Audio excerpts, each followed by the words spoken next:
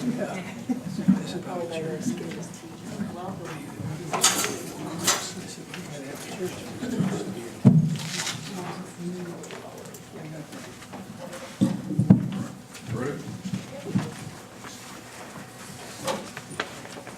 Time is now 6:33.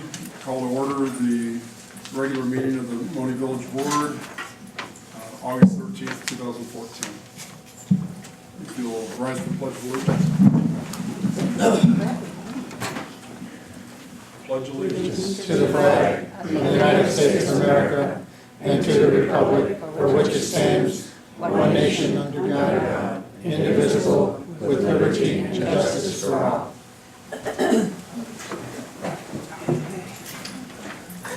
I believe we have the honor of Pastor Peggy providing the invocation for this evening. I'm sorry. Roll call. Yes, thank you. I get all excited about that. Get out of order.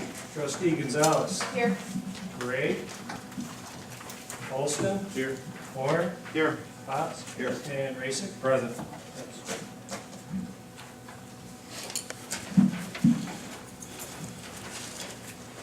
Let us pray. We give you thanks, Lord, for all the blessings, for the graces that you have bestowed upon us. Tonight we come from many different places and activities. Some of us are tired after a full day of work, and some of us have had wonderful, relaxing afternoons and are ready to go to work tonight with enthusiasm. Some of us have worries and distractions that are never far from our minds. But each person here is here to do the work of this village, knowing that it is a privilege and a pleasure to serve the people of Monee. Each and every person here wants the very best outcome for this village and for this meeting. So we ask you to be with us tonight, guide our words, our thoughts, and our actions. Allow us to speak up when we have something valuable to share, and allow us to remain respectfully silent and listening with open minds while others speak. Lord, we thank you for your presence with us here tonight, and we ask you to bless us with the wisdom in all of the decisions that are made. In your holy name we pray. Amen. Amen.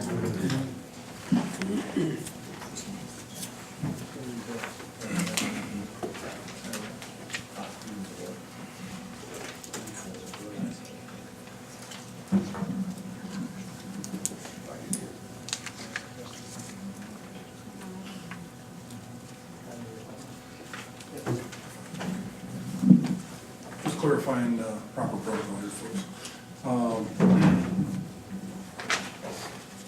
Item E, open to the public, agenda items only. Please limit your comments to 3 minutes. Come to the podium and give your name and address.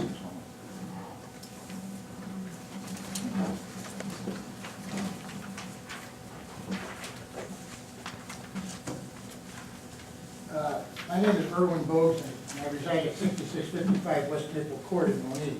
This is not necessarily an agenda item, but I want to get this out of the way. I'm here to address the board on behalf of some of my neighbors in the Gorman Farm subdivision. In the past month, the subdivision we reside in has been subject to what we consider to be abuse, twice with social media parties.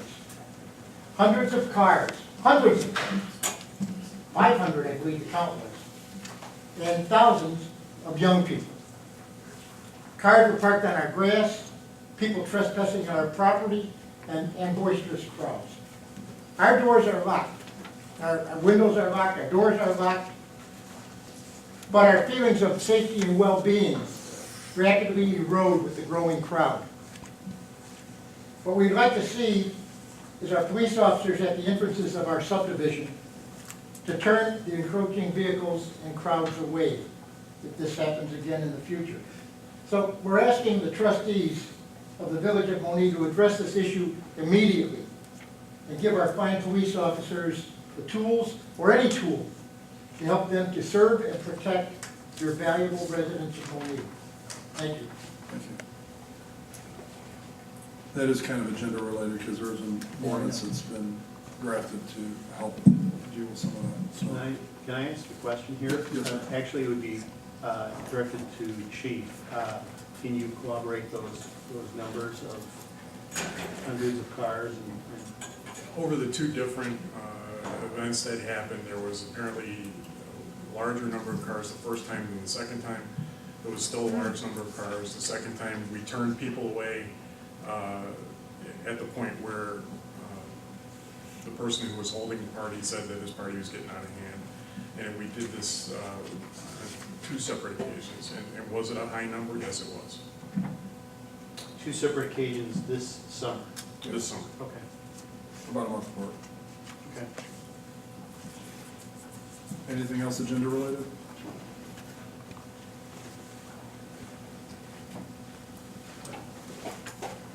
My name is Graham Robertson. My address is 6531 Cedar Court. I'm the newest home in that subdivision. It was completed in April. I also witnessed what this gentleman also said. My question comes out from intelligence, I guess, from the neighbors that came by. We too had, and I mean, probably 30, 40 kids on our driveway, pitch black. And it was nerve-wracking. The question I have though is that I understand this party that goes on, there's a door, there's a charge. My understanding, I don't know, it was about $1 or $2. This is a business. And my question is, has anybody looked in, does this gentleman have a business license to operate a lounge, if you will, or a club, a sports club on site? Has that been looked at? That's a good point of consideration. And Chief, do you have something on that? Yeah, yes, sir. When we were out there, and as we interviewed people as they were leaving, they had said that they had charged $5 per person for the party. However, we weren't able to get anybody that would reliably stand up and say that that physically happened, that we could go to court with, to charge anybody with. I know that this sounds like we're trying to talk our way around the problem, but with the limited number of personnel that we had, the manpower and resources, our primary concern was everybody's safety. Yours, the kids that were at that event, being able to get everybody off-site without injuries happening. And fortunately, I'll say this for everybody's benefit, you know, we've done this 2 times now without having an injury or a reported injury happening. And I understand it's a tremendous inconvenience, and I would agree and concur that you're absolutely right. If I could find a way to make, you know, that statement and be able to say it in court reliably, we would certainly have looked for charges. Well, may I suggest that if you understood that this happened, maybe you can't get anybody to say that they were paid to get in. Can't the village attorney at least send a home notifying them on record that if you are a business and you're charging, then, I mean, at least put it on record, because if it happens again and you are lucky enough, I mean, you have at least gone ahead and made record of that happening. And Yes. warn him that there is, you know, consequences to having a business that isn't filed with the village. Yes, sir, there is. And it requires, again, it requires us to have some substantive proof in order to be able to move forward with the claim, because the claim that this happened, if you make it, is no different than a claim that you would have to make going to court. You have to be substantiated, otherwise somebody could say that you made it up, it never happened, and you know, you violated our civil rights. And I understand all that. as soon as we get to the point where we have some viable resources by ordinance where, you know, we're able to take some action, which hopefully we'll be able to do after tonight, hopefully we won't have this problem again. We're gonna work our very hardest to make sure that we don't have this problem again.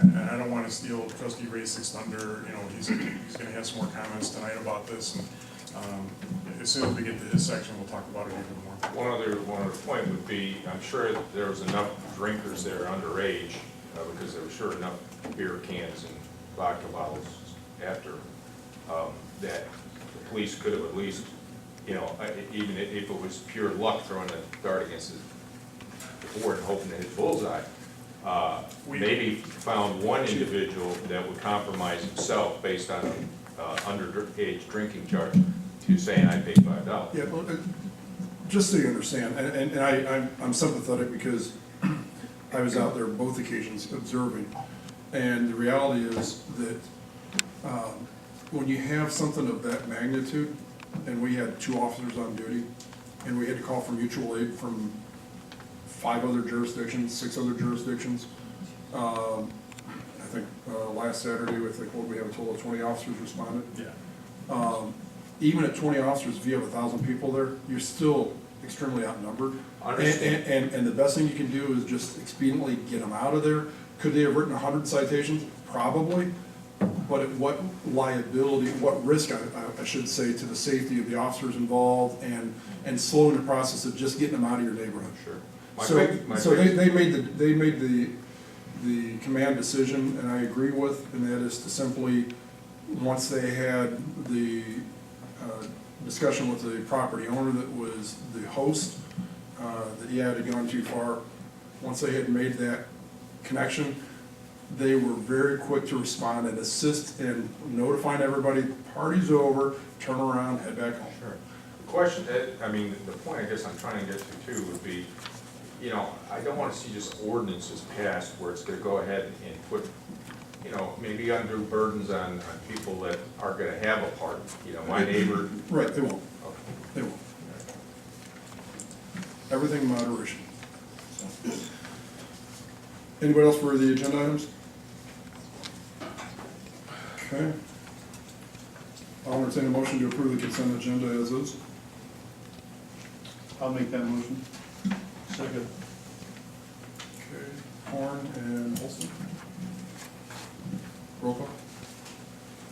Trustee Gray? Yes. Olston? Yes. Horn? Yes. Pop? Yes. Raisik? Yes. And Gonzalez? Yes.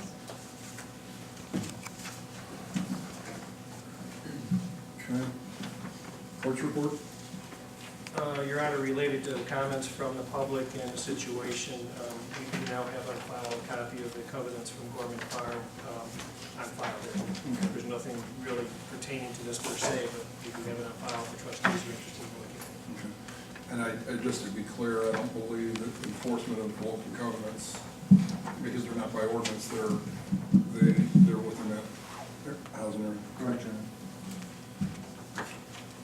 So that would be up to the homeowners association in that area to address.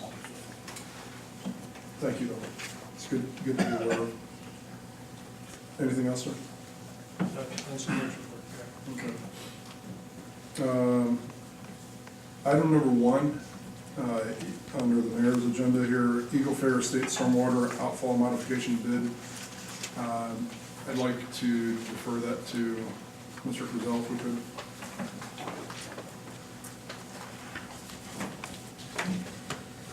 Good evening, Board. Attached, you'll find the award letter for the bid project that was approved back in May of 2014 to get the storm outfall modification project completed. 2 contractors bid for the project, with M&J having the lowest bid in the amount of $54,678.51. Basically, I would ask to proceed with this contract so that we can get this work completed during the 2014 construction season. So that would be for an agreement, so that would be in the form of a resolution, I believe. Yes, Your Honor. Okay. Resolution or motion? I think a resolution would be best. So in the past, we haven't always tracked things effectively on agreements. It just makes more sense if it's by resolution. So we need a resolution number? Yes, please. That'll be 2014-9. Thank you, Your Honor, and I'll take any questions if anybody has any that are familiar. Is the construction over there, the gentleman that was here earlier in the year, has he started any construction? Which, Pertaining to the Eagle Fair Estates? Yeah. no.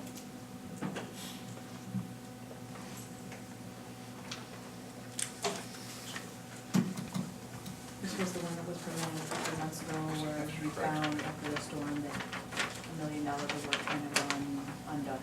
We're using electricity needlessly to just pump The water. recirculation of the stormwater that we're pumping over in Eagle Fair Estates We found a deteriorated section of pipe that needs to be set lower so that once the system is operating correctly, with the reduced amount of water flow, it won't freeze, and this will help to pretty much alleviate the recirculation of stormwater that we have going on currently right now, which drives up the energy costs and so on and so forth. I entertain a motion to approve resolution 2014-9. I'll make that motion. I'll second it. I'm sorry, who's second? Doug? Okay, Gonzalez and Pop. That's fine. Thanks. Roll call, please. Trustee Alston? Yes. Moore? Yes. Pop? Yes. Raisik? Yes. Gonzalez? Yes. And Gray? Yes. Item number 2, we have a guest with us this evening at the request of the attorney to help us, I'm sorry, the administrator and the attorney, whatever. I don't do sign language. Anyhow, we're going to discuss this a little bit. Yes, thank you, Mayor. Good evening. I just wanted to, before we bring up Ms. Welkener to present to the board the option of underwriting the projects we desperately need to address, I just wanted to inform the board on these, what these projects include. Recently we met with, actually it was this week, we met with Budget Trucking Company, a company that's looking at Monee moving in their base of operation here in town. It would bring approximately 65 jobs. They're looking at building a 45,000 square foot building, and possibly in the next 2 to 3 years, they're hoping to double in size with that building and move upwards somewhere over 100 jobs at that point. We're helping to facilitate the movement. We're reaching out to the state, to the county, looking at grants, looking at ways we can fund this. But in order to make this project a success, we desperately need to address the infrastructure obstacles that we're facing, which is road, water, and sanitary. Preliminary engineering costs at this point is right around 1.1 million is what we're looking at, just for the budget project. In order to continue, we're looking at also the realignment in Cleveland, the realignment project with DOT, in order to facilitate and have truck traffic continue on Cleveland and continue south, which would then alleviate bringing truck traffic through town. We would need to address that infrastructure as well, putting in the road, water, sanitary, to the businesses and potential businesses in the future. And looking at that, the preliminary cost would be $3.4 million. Now, there are funds that DOT has agreed at this point to honor. Back in 2009, as you recall, a few weeks ago, we presented to the board. There was a commitment, I believe, of $850,000, somewhere in that area.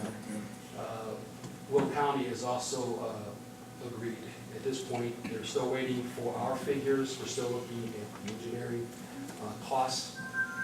But to move forward with that, and as you know, our Egyptian Trail project, which Farnsworth Engineering is working on now, and addressing, we're in dire need of a lot of projects all at one time. So it's going to take money. We're finding out that some of these grants are 50-50 match, so the village will have to pay out of pocket for these projects as well. They have skin in the game, so to speak. So with that, I want to introduce Elena Welkener from the Worden Company, and so she can present to the board some of our options. Before she comes up, just one quick question, Ruben, about the engineering costs, or so far the preliminary costs. Where did we get those figures from? Those figures are from Tyson Engineering right now, that has been working with the budget project. And because this is gaining steam and moving along at a very fast pace, and because they were working in that area, we passed that on to them as well, if they can give us that cost analysis of what it would cost to continue the project. And where, you mentioned south on Sunrise? Sunrise, correct. Or sunset? Yes. Sunset. Yes. Sunrise is on the Sunrise. Okay, yeah, so, okay. the only way I remember. So, because it dead ends right now, correct? Or there's a bar gate there? Correct. So there's a slight gap there. If you recall, Larry, it was Northern Builders that has a property right there. If they were to develop there, they would be required to extend that road. And Larry has been in discussions with the developer of that property to get a mutually win-win situation there on that, where we could potentially impact that property for the agreement, so that some of that would come from him ultimately, even though it would be fronted by us. That's one of the considerations on that. But Larry's been in discussions with I think the lawyer from their firm. Their CFO. Okay. And they've been amiable to that as well. So they see the relevance and added value to their property there as well. But, so there's a number of things, and we got a fairly new board, and it's just useful to get acclimated to the considerations for bonding in general.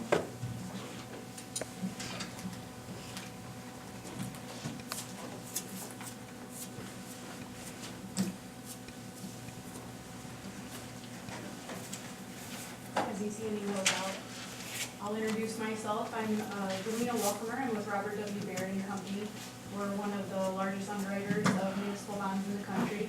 I'm based out of our Naperville office and had the pleasure of working with Larry Gruchewski on with a mutual client of ours for about the last 8 years or so. I've been with Baird over 10 years now. So first of all, I just want to thank you for letting me come and explain the bond issuance process. What I put together was just a short presentation to explain what the bond issuance process is. Given that the village hasn't issued bonds in about the last 4 years, just wanted to brief you on what the process is. On page 1, I've broken it up into 3 phases, and clearly you're in the first phase. You're determining what projects need to be financed. You're getting bids from construction companies, determining what money is available internally, whether it's grants, funds on hand. Once you've decided how much money you need to borrow, the remaining of the bond issuance process can begin. And that's where the village can then determine and build its financing team, who you want to hire to underwrite the bonds, represent you as bond counsel. On page 2 is a summary of the different deal participants that would need to be involved in your financing.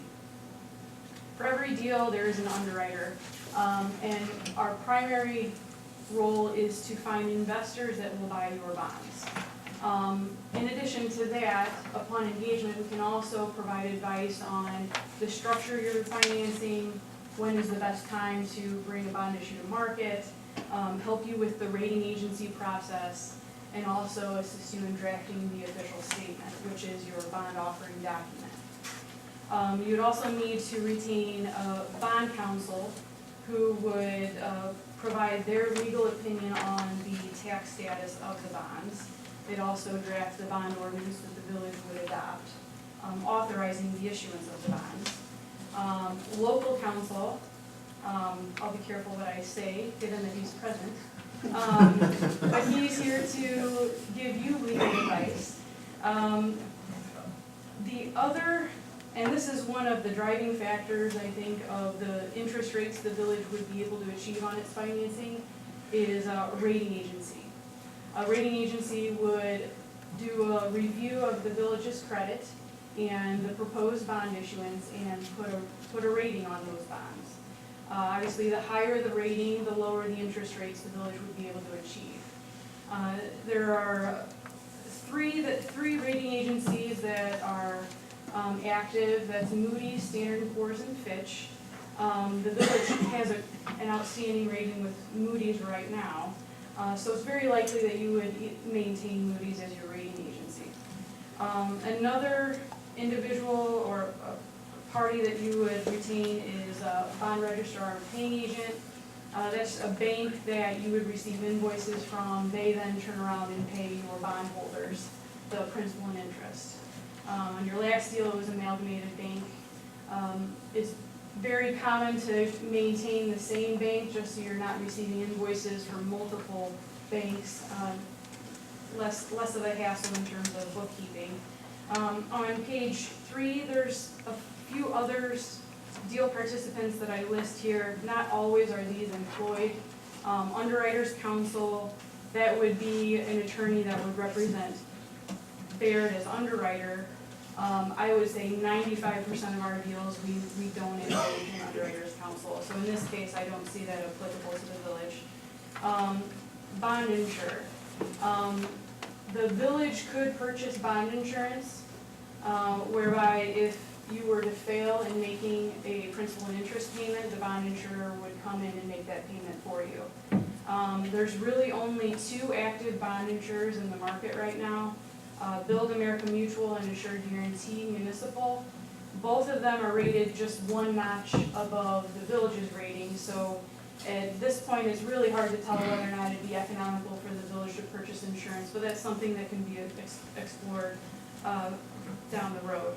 And then Disclosure Counsel could also be engaged. They would draft the official statement and provide advice on what disclosures need to be made in that official statement. Very few of our transactions involve Disclosure Counsel. As part of our service, we could draft that official statement for you. On page 4, I get into formulating the transaction.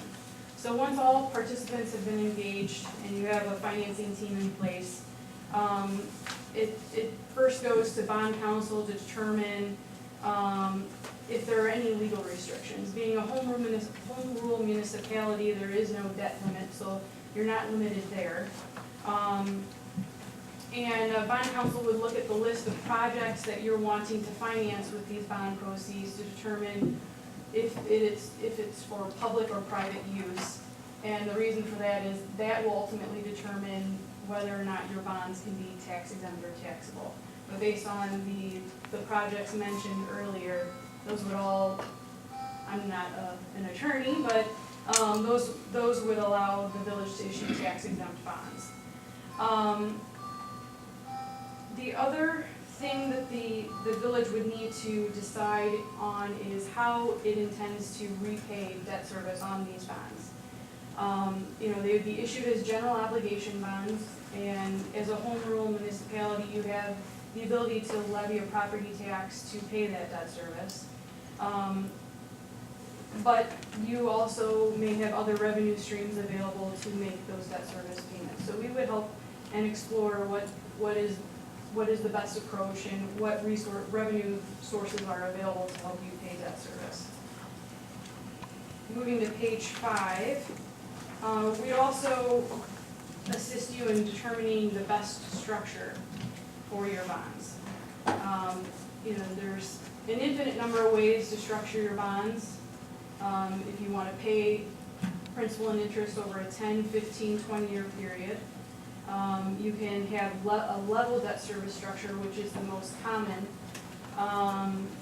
What I have here are just 2 examples of what the debt service could look like over a 10-year and a 20-year period using current market rates and the village's current credit rating.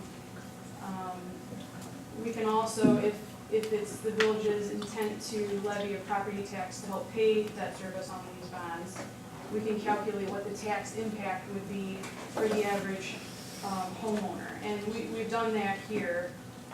So under the 10-year amortization scenario on the far right-hand side is the estimated cost per year for the average homeowner. But these are just 2 of many different scenarios. It did look like the village levied for debt service in 2013. That may be an outstanding general obligation bond issue. So if there is a debt service levy in place instead of doing level debt service, what we could try and do is wrap the new bond issue around what's currently outstanding. So there's not a huge jump or spike in the debt service levy in the near term. Try and level that out over time. Say that again. Right. Sure. If you have a debt service levy that is being used to pay outstanding GO bonds, what you can do is, instead of doing a level debt service structure, what I have here, you could postpone principal payments and kind of wrap the new deal around debt service that you currently have outstanding. And that would, with the ultimate goal of trying to level that debt service tax levy out. And so we have that, we have one now? The one I could think of would be we had some GO bonds issued a while ago. The only other bond issue I'd be familiar with would be the one we issued back in '99 or 2000 for the, I think we issued TIF revenue bonds with a GO backing. That was for the World Kitchen project. Daryl? That's correct. Yep. So what's outstanding from 2013 then? So that's not so much an impact on the, but to go to your point though, so if you have something that's eventually gonna retire, say in 4 years, Right. 3 years, whatever, what you're saying is you would try to level that out so that whatever the increase is, it'll be more consistent on the balance. So it'll be thinner at the front end until that expiration of the current. But you're not paying anything on the principal. I agree, but that's what she's suggesting as an option for dealing with it. Right. Is that 20-year? What we currently have is a 20-year. So it'll expire, it's still got another 6 years to go. That is correct. What is our credit rating right now? A AA3 from Moody's. So there's 3 notches better up to a AAA, so it is the highest. So it's a very, very strong rating.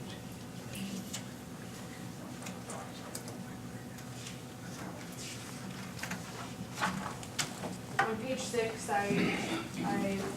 have a few bullet points here on implementation of a bond issue from start to finish.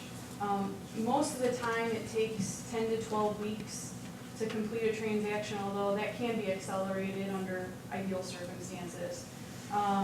So upon engaging the financing team, bond counsel can draft your bond ordinance that would be authorized at a village board meeting. As underwriter, we can draft the official statement for the village. It's like a prospectus for an investment. My husband makes fun of me because it's a 60-page document that no one's ever gonna read, but it's something that you have to prepare, and it is the village's document. It has a lot of statistics in regards to tax rates, tax levy and collections, EAB, your largest taxpayers, things that a potential investor would want to know about. We would also assist you with the ratings process. Once documents are in good shape, those are submitted to the rating agency for review.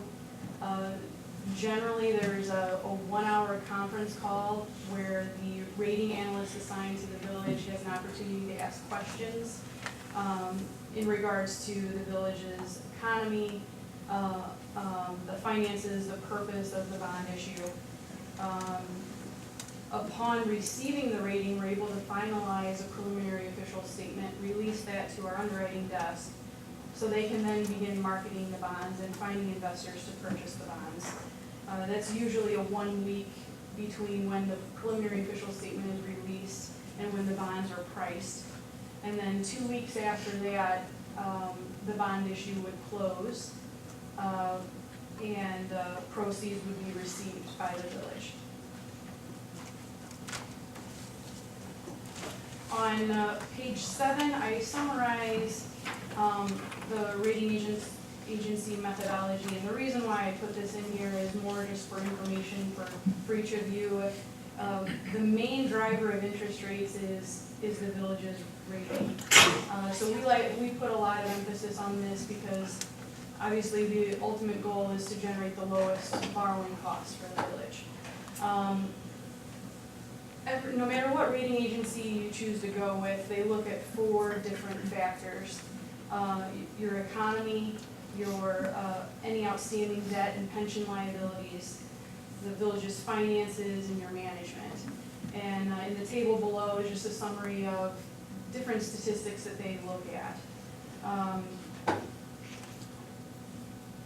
And one thing that I will note is that since the village last issued bonds in 2010, Moody's has implemented a new general obligation bond credit rating methodology, and that just came out in January of this year. What they try to do is put statistics through a scorecard to come up with an indicative rating, and then they can make adjustments from there. What we've noticed is there have been a significant number of downgrades, some of which is a result of the new methodology. So what we could do when the time comes is explore other rating agencies. The one I'm thinking of is Standard & Poor's. They also have implemented a new rating methodology, and it's not uncommon to see a village with split ratings, meaning Moody's has rated them 1 or 2 notches below what Standard & Poor's would rate them.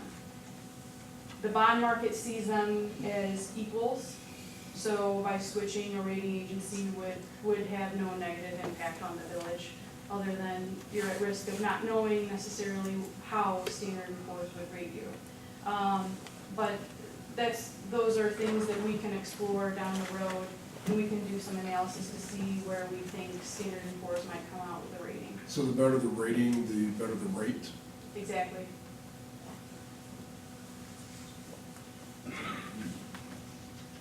You said about the ratings that just started then this year that you've seen downgrades. Does that mean when they start looking at ours, they could possibly downgrade it, or this is what our rating is already this year?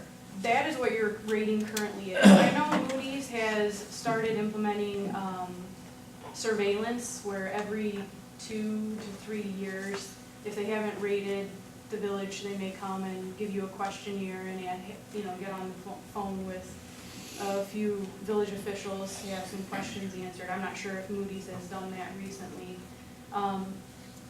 But I think, in this, you've seen City of Chicago downgraded, State of Illinois. Unfortunately, you have Illinois behind Village of Monee.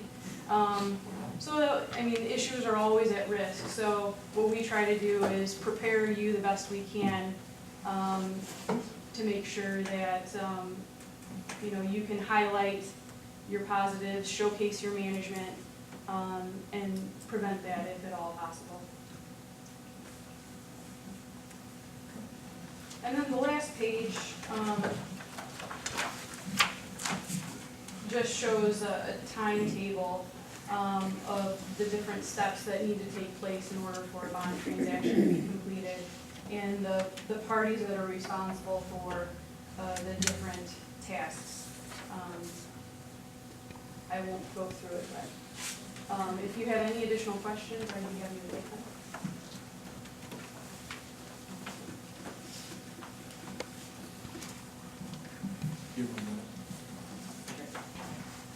Could you, I wrote down several, but it looks like you've answered a lot already. Okay. could you provide this to us as a PDF? Can you email it to Worden, the clerk or deputy clerk? And that way the public can also be aware of what we've been reviewing here, and we'll post it online. And I just wanted to clarify too, you were talking about the debt repayment and the debt service, and the bonds that are probable. Well, because we are home rule, we will not have to go for a voters referendum on that. Correct. Everybody hear that? Okay. Question not for you, but for gentleman back in the corner. I believe we did budget this year in our budget for this loan, correct? We did, yes. Okay. So everything we're talking about so far is consistent with what we budgeted for this year, That is correct. which, for the public knowledge, is a balanced budget. So there's nothing here that is a big surprise. We planned on it. We know we have to spend money on infrastructure. and this is consistent with what we put in the budget for this year. Well, thank you very much. Thank you very much.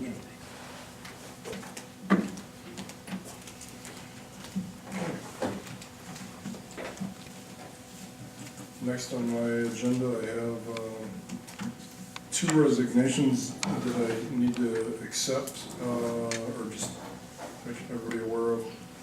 Michaela Bradley is resigning from the Police Commission, and Josh Zumhagen is resigning from the Planning Commission. One of those is based on a move, another one is based on a expectation of a move. So with that notice, I get on item number 5, and I'm going to make a recommendation for appointment to the Police Commission of John Johnson. And he's busy right now. He's one of the athletic directors for the Mavericks football, so he's a little busy right now, or else he'd be here. But if you have any questions, or I'll entertain a motion to make that appointment of John Johnson to the Police Commission. I guess I just have one, and I'm sorry I even have to say it out loud. And you did kind of understand for a while that both these resignations were taking place, yeah? Were going to take place, right? Well, the one took place a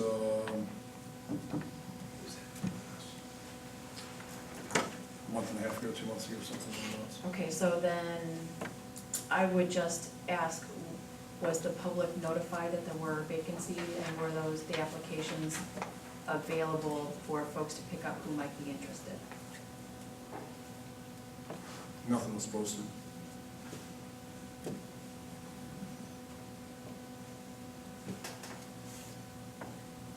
Where is it required? It's all. No, sir, it's obviously your call. You can post if you want to, but it's not a legal requirement. For folks that might have been interested, might not have even known. Okay.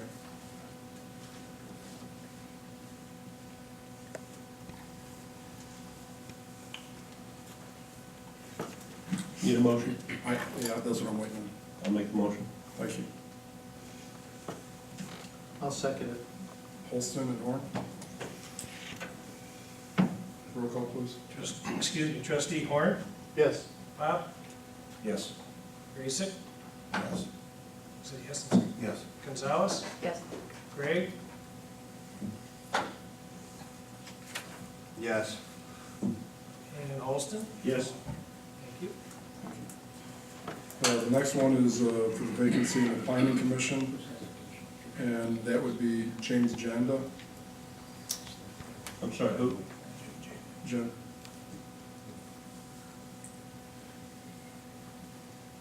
Oh, JJ and JJ. Yeah, that was the real reason why we picked him, Jason.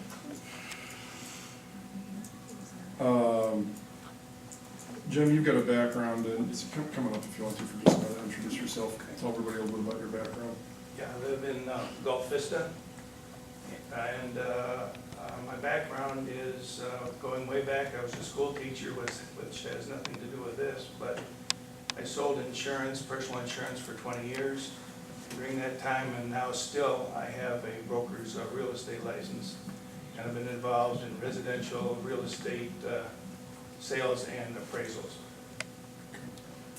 And you, I believe when you lived in Peatone, you were on the board there at one point as well? Yep.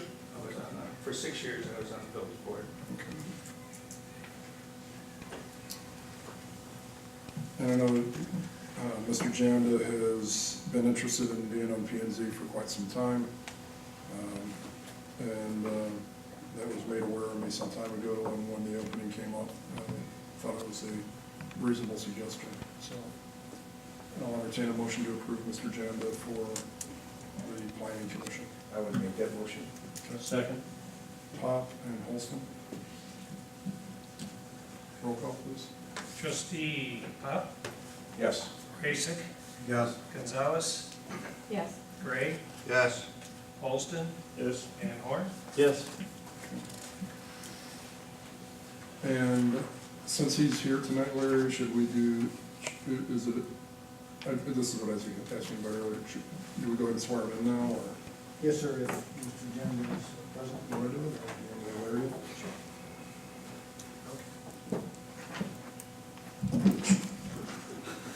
I don't care who does it. Whoa. The deputy secretary. Right here. This is your official oath. Repeat after me. I, James Janda, I, James Janda, having been duly appointed as a member of the Zoning Board of Appeals and member of the Plan Commission. could you split that up? Don't blame me, just say I do. Having been duly appointed as a member Having duly appointed as a member of the Zoning Board of Appeals of the Zoning Board of Appeals of the Plan Commission, of the Planning Commission, County of Will, County of Will, State of Illinois, State of Illinois, aforesaid, aforesaid, do solemnly swear do solemnly swear I will support the Constitution of the United States I will support the Constitution of the United States and the Constitution of the State of Illinois, and the Constitution of the State of Illinois, and I will faithfully discharge the duties and will faithfully discharge the duties as a member of the Plan Commission, of the Plan Commission, Zoning Board of Appeals, Zoning Board of Appeals, according to the best of my ability. according to the best of my ability. Congratulations. Thank you.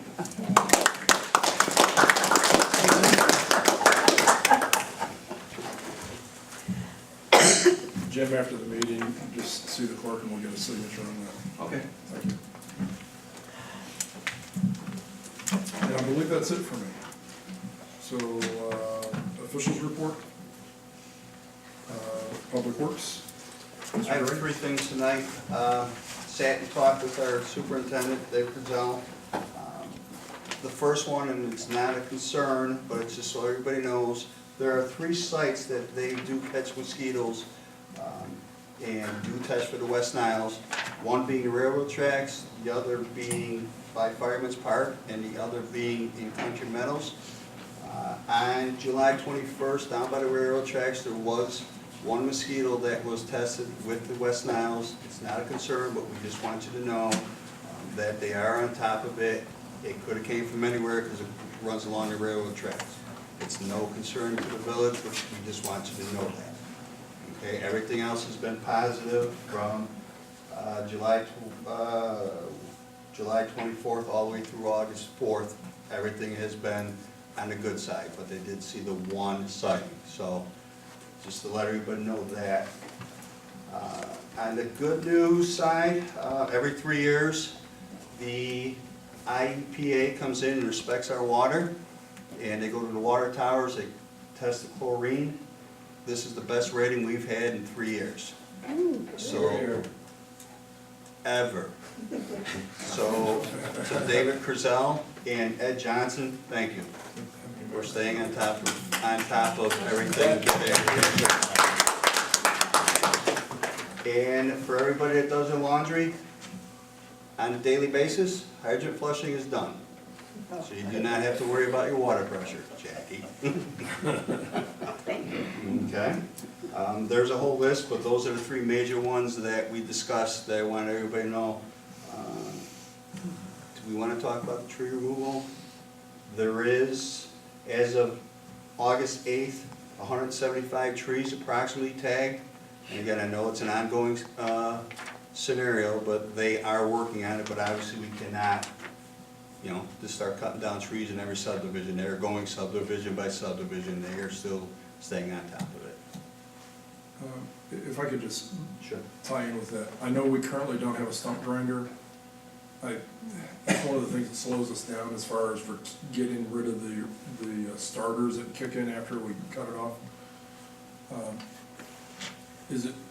I know you've talked about it at some point. Would you want to look into see if there's any way we could justify that within our current budget to acquire one? Or do we have our staff would be capable of utilizing it, or what's the process on that? I have looked into rental purchase due to the fact of I don't foresee us going into multiple years of having to worry about this. Okay. I don't think it would be cost effective for us to purchase one. So we'll maintain the either rental for a leaf unit. If I can ascertain, my guys can get that done. quick enough, or we'll have our current arborist remove the stumps as we do in the fall when he's out here taking care of the bigger trees, multitasking at the same time. Again, we've removed the trees that we can safely remove in-house. With the addition of the bigger chipper, it's been able for us to tackle a little bit bigger trees, but the stump grinding may be left to the experts on doing that, as there is, conflicts with stumps. I've also been told by our current stump grinder, arborist, that any stumps that have returned over the previous years that were previously ground will be re-stumped again for no charge. It sometimes happens if they can't get deep enough down into the stump, or if a root decides it wants to have the tree, go again. But at this point, I don't think it would be cost effective. May I ask a question on the trees? I haven't seen Yes, anyone yes, come to the Jim. board meeting tonight complaining that we cut down perfectly good trees. Are we being very careful that the trees, how do we prove it's a tree that's diseased if it's still green? Because it's been identified by a certified arborist with the state. I don't make that call, my staff does not make that call. It's through an arborist himself that makes that call. And we're, per the direction of the ordinance that Trustee Gonzalez and I, amongst others, helped create, that this board passed, we adhere to that. If there's a percentage that we feel, or that he feels is savable, we'll try to save that tree. And right now, currently, without a rough number, there's about 30 of them that we're going to attempt to try to save. But again, IDOT and everybody that has been dealing with the trees, there's no home run remedy to try to save the trees. We can only do what we can to try to help. People that have been treating their trees for multiple years still have succumbed to the loss, and they've spent hundreds and hundreds and hundreds of dollars to try to save them because of the size, the nature of the size. And they've still, we've been called to have them removed, that they're not gonna pay the fees anymore. Let's just get rid of it, it's a losing battle. So we just are trying to eradicate the tree as fast as possible to keep the bug from infesting the good trees. And we're gonna ask the residents that have privately owned trees that are infected to start removing them soon when we get done with ours. To help We this had problem. this process last time with this agency. They would point out the trees that I started this process. you started. Once it was determined that the process that was in effect before was not working. Thanks for the improvement on it. Hopefully we won't have any irate residents come. When I sit up here now, I can be irate up here. No, it's good to see that they've improved the system. For the trustees and the general public to be aware of, though, it does cause some frustration, just so that you're aware, because people are concerned, why haven't you cut down my tree, it's dead. Obviously, we get these kind of calls at the village on a regular basis, but by the direction given to Public Works, about a year ago, it was DJ, a little bit more than that maybe, he is waiting for the arborist to certify that the tree is infected and it needs to be removed. There have been a few residents that have chosen the route of paying themselves to treat the trees, and they're on an exclusion list from being cut down. And I don't know, how many do you have on there, a dozen or so? A little less now. Again, as I had kind of alluded to, some of them have called and have given up the fight and want us to take the tree down, because they just, it's their opportunity to get a different type of tree, a nicer tree, whatever, I lost 5 trees last year, all of them were over 80 years old. So, they went that fast. They were all front. I mean, I lost my entire front yard view from my porch, but there wasn't anything we could do about it. It happens fast. It happened very fast. It happened in 1 year. We watched it happen. Sat on the porch and watched it happen. Do you know if they're burning that mulch? It's actually taken to Rainbow Farms, where they're a certified processor. Yeah, but For that doesn't kill the emerald ash though. They will as they process it. Good luck. They kills the borer the way they treat it. I don't know the process, but they are certified, and we take all the wood to that processing plant. Okay. Mr. Boggs, just so you know, the ones that don't die, they take over your house. I don't wanna blow my own horn, but I'm a certified master gardener through the State of Illinois Extension Service. And we've been fighting the emerald ash borer Right, since the early 2000s in our area. sure. And the only way to effectively eradicate it is to take the grindings from the trees that you do remove and see to it that they're destroyed, burned. For whatever reason, Rainbow So I- Farms. that's all I- That's fine, but just to clarify, I know DJ's looked into it, and Rainbow Farms is, I believe, certified with the state as a handler of that. So whatever treatment they applied to it, They're probably killing each As one. Mr. Boggs alluded to, it's been known out here since 2002, you know, when it came down from Michigan, and it's sweeping through and moving on. And any additional information any resident is looking for, there is a link on our website that they can get to and have a lot of questions and answered. I think we've taken 4 or 5 out of the church cemeteries. Correct. and just keep in mind, if somebody's replacing a tree in the parkway, there's a limited list of acceptable trees, and they have to be a certain distance from the sidewalk, certain distance from the street. They have to kind of split the difference, and if they're under power lines, there's other limitations, because you don't want them to get up, and you have to do the V cut in them after they grow up. So, all right, Trustee Gray, did you have anything? Cut in on you there, Trustee Gray. That's right, your first time Got some back. more I'll let you know. No, that's in my report.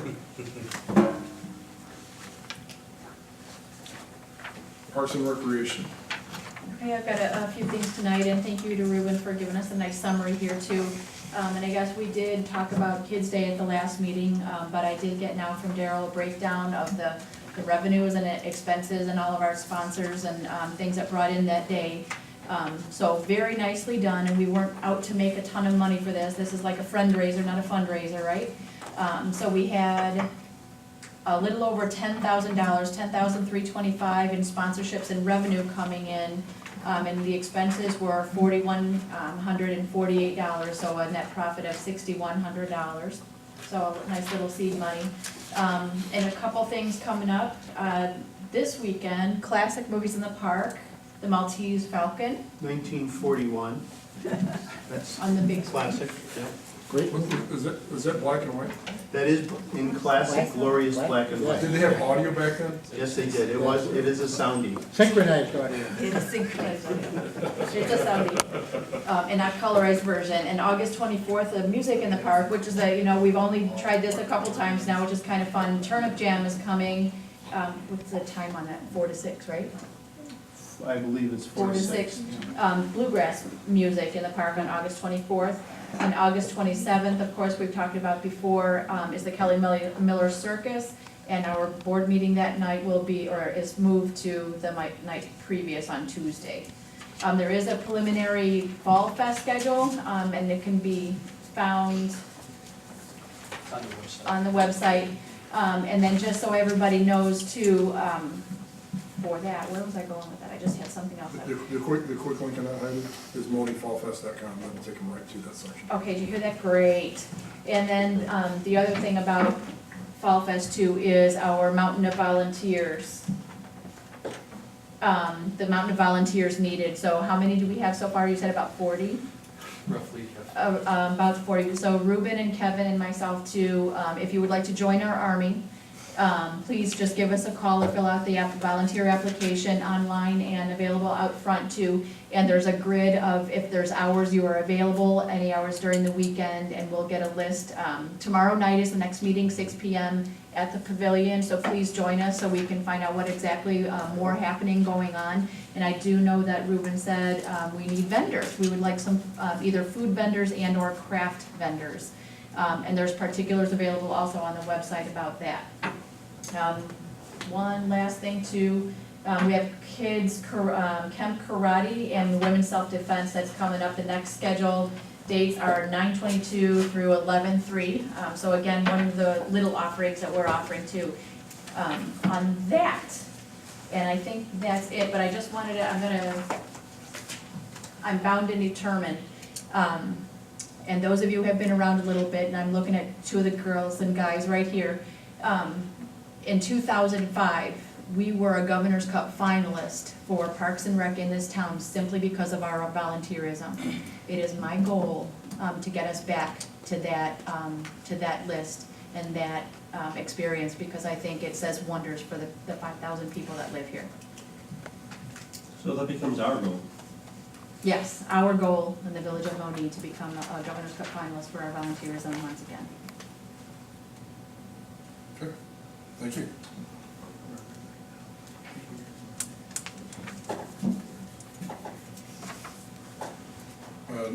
Business development?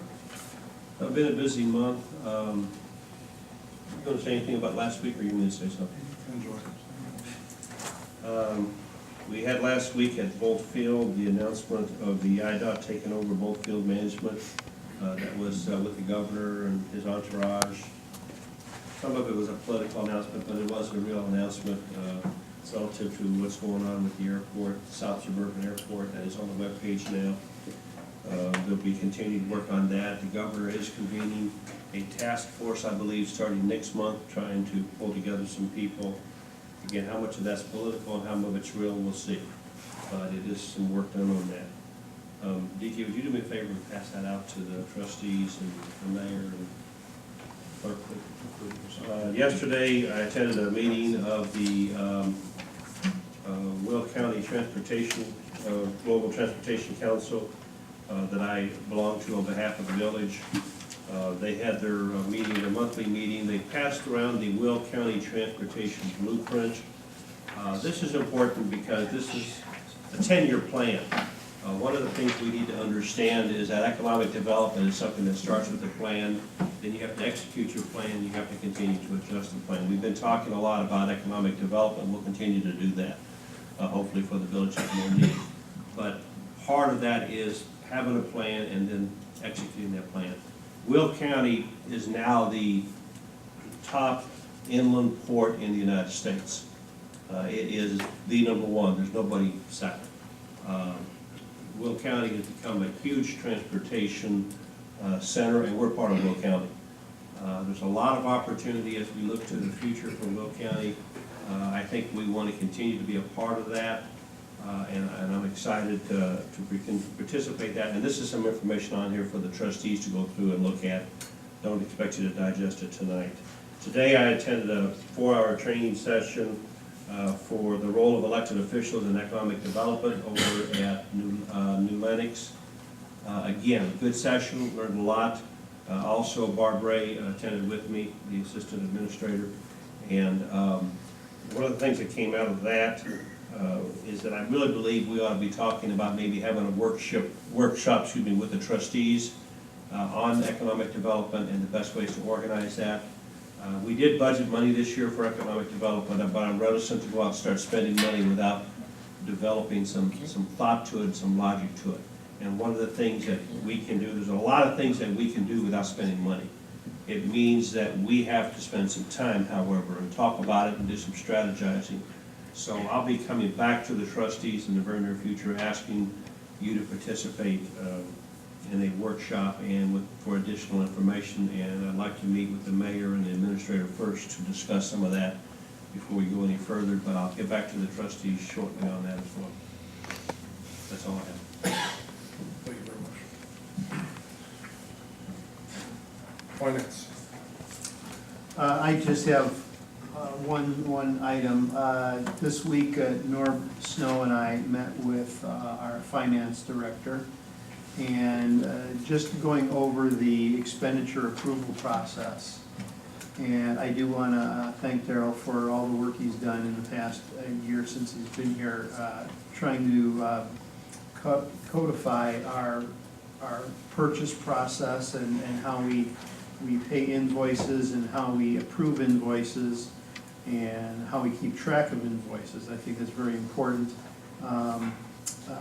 And this was actually given to us in May, so I'm not going to go over this very much in detail because we have discussed this, and so we're getting better at aligning things up. Our goal is to have checks cut only on the first and third Thursday and not have checks come out sort of willy-nilly, I guess, but be consistent with doing checks and so forth. So if you have any questions on that, you can direct them to me, which I will direct to Daryl, or you can just talk to Daryl directly. So we're gonna just make like this an internal document, or we're gonna do an ordinance or a Yeah, resolution? this is internal, This is an internal document. I know trustee Gonzalez stated some concerns early on, and I think that was, among all the other things that Daryl was getting bombarded with, that was another one that was on the forefront. It took a while to get there, so thank you for bringing that to the attention and making sure we stayed on top and get that done. But Daryl, do you have any points of insight you want to add to that process? I guess one of the things is, You can come forward. If you'd like to. we do have an audit coming up soon, so one of the things is that we want to have internal policies in place in which we can pass forward to the auditors. This is, one of the first steps in paying your expenditures. I think what we're trying to do is kind of mainstream, have a set day of the week in which, our bills are going to go out. What this does is it allows us to have a day in which checks will be cut. Trustees, they can sign, will be able to know that on Thursday they're able to come in and make those signatures on those checks, while at the same time giving the board the proper chance to see those checks on the board approved list of checks going out in the following board meeting. However, there will be circumstances in which some checks do need to go out. And with that, we have what we call special checks, which are resident deposits for water, that type of thing, deposits, some of the contractual things that we've already approved per contract, those types of things. And that's basically what we're trying to do, is just make everything more presentable. Not to mention that'll help our bond rating up. That's another reason why, to your point. And that will be part of the process, right? Mhm. Okay. Thank you.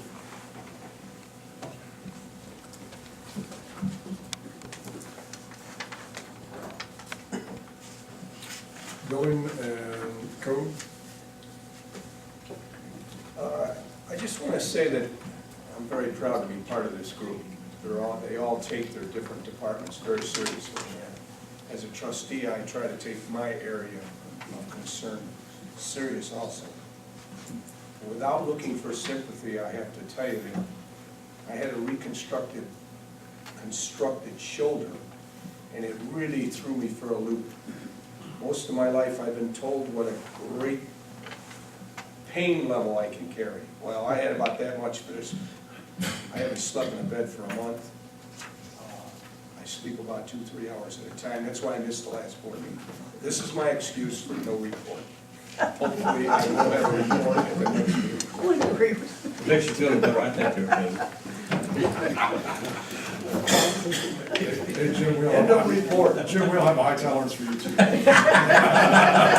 guess you have to, because I know how I am too.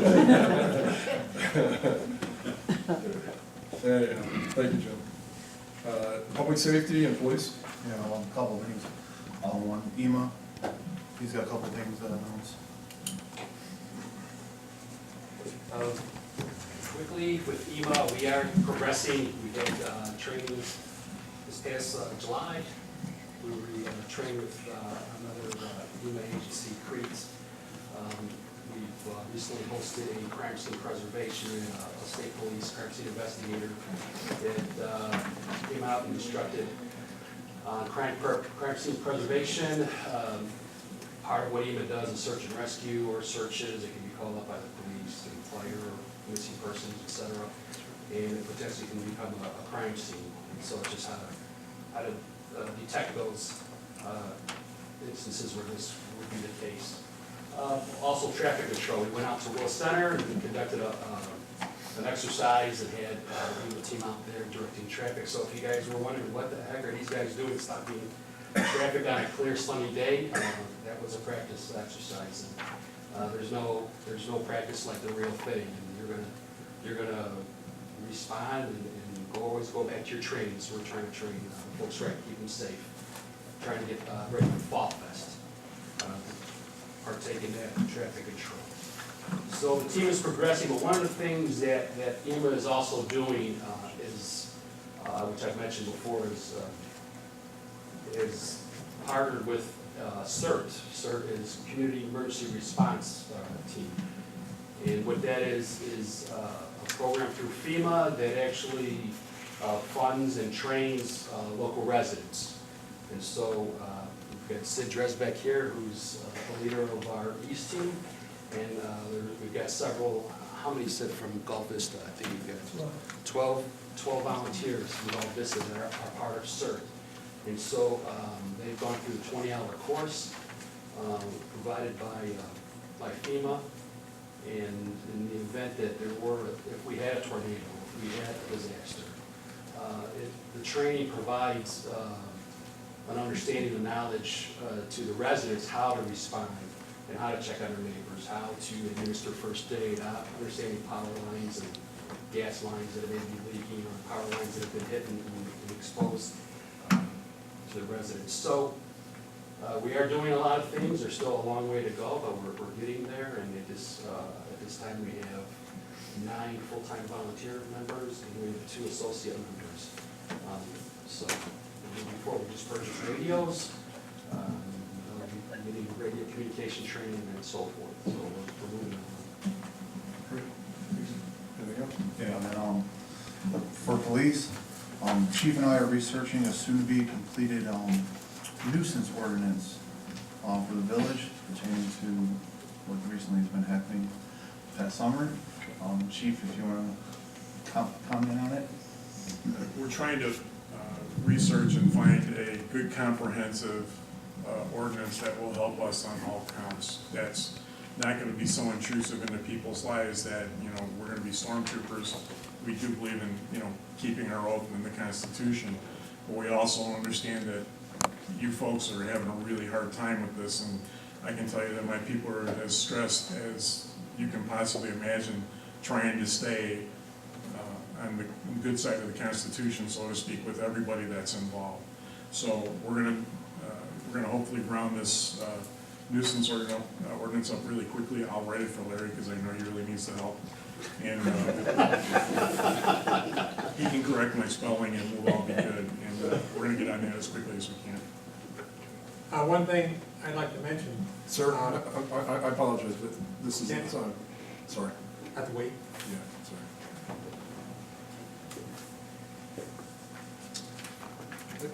Chief, did you have something else on that? And the squad cars the equipment is already on order, and we've already started the upfitting. Hopefully we'll have those 2 new cars online in the next couple of weeks.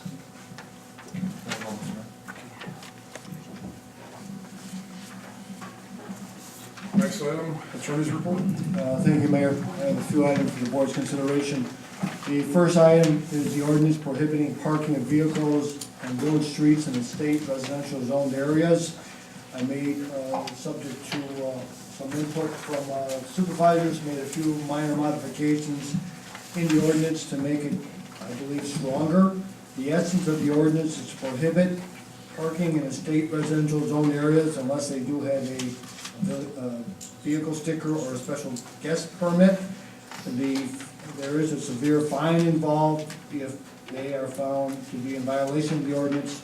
The ordinance also allows the police department to impound cars if necessary. Signs to be posted immediately in this area upon the passage of the ordinance. Hopefully this will be the first step to eradicate the problem we're encountering. Correct. And just to be clear, what this means is this only has an effect as currently written. It only has an effect on the R3 zone estate subdivisions, which is basically all the homes on the west side of Ridgeland that are in the village. Those are all the R3 zoned areas. And part of that has to do with the fact that it's they're limited with roads, they don't have curbs, they don't have sidewalks. And a lot of our newer subdivisions are 30, what chief, what, 30-some feet wide. 36 of them. And the ones out there are what, 21 feet? 24. So there's a limitation to what you can safely accommodate. The permit, if somebody were to acquire a temporary guest permit, it'd be good for one day only. It would, the police would have the ability to, well, they're the ones that would be issuing the permits.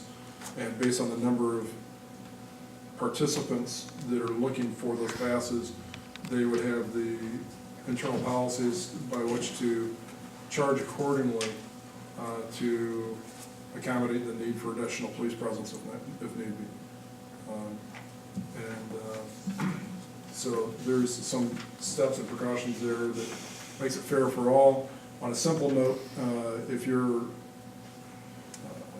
having a party at your house and you live out there and it's a modest party, or if you're getting your driveway seal coated or something like that, you'll be able to park on the street as long as you have your current village sticker in your window. If somebody is a guest from out of town, they're coming to your house, you park on the street, they park in your driveway, you're still okay. Otherwise, they go to the police department, they get a temporary guest pass, and I don't know, chief, we talked to like a couple bucks a piece just to deal with the administrative costs. It's not that big of a deal.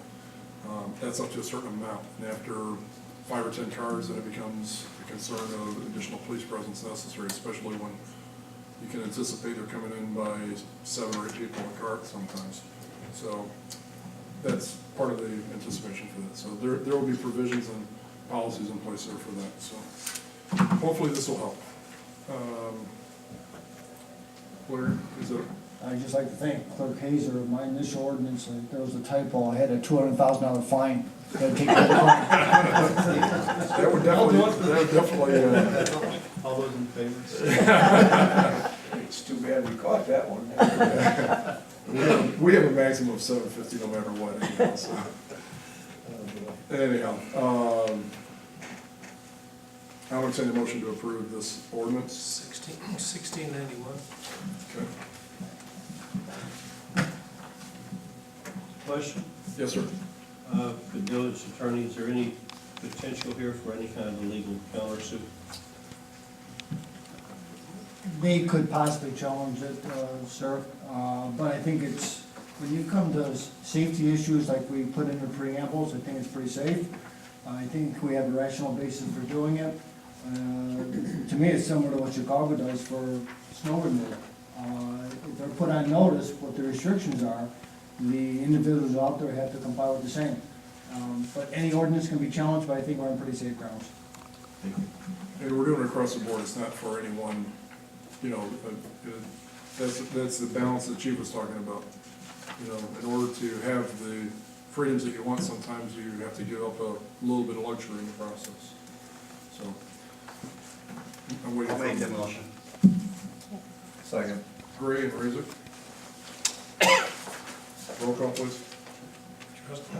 Trustee Raisik, Yes. Gonzalez, Yes. Gray, Yes. Holston, Yes.